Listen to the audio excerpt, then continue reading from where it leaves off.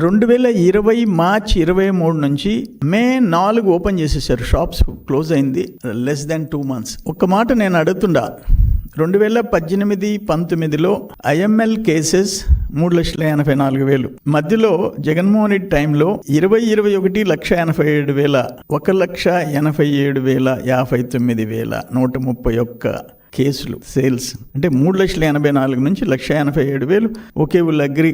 Corona 21-22 2,63,000 కేసులు.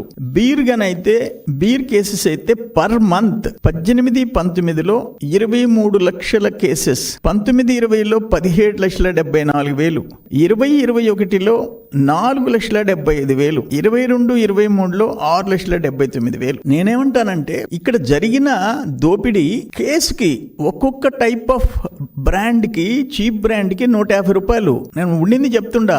ఇంకొక brand కి 250, ఇంకో బ్రాండ్ కి 350, 600. ఒక కేస్ అంటే 48 స్మాల్ బాటిల్స్, క్వార్టర్ బాటిల్స్ ఉంటాయి. అవి సపోజ్ ఒక దాంట్లో ఒక బాటిల్ 150, 250కి అమ్ముతారు బయట.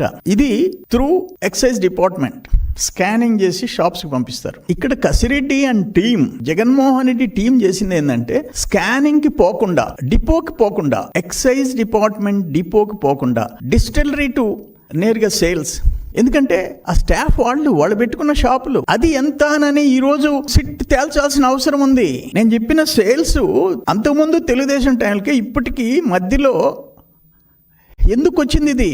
ఎందుకంటే అనఫిషియల్ సేల్స్, డిపోకు పోకుండా నేరుగా అమ్మిన సేల్స్ ఎంత? అందుకని 3,200 కోట్లు కాదు, మోర్ దెన్ 10,000 crores, 10,000 కోట్ల పైన.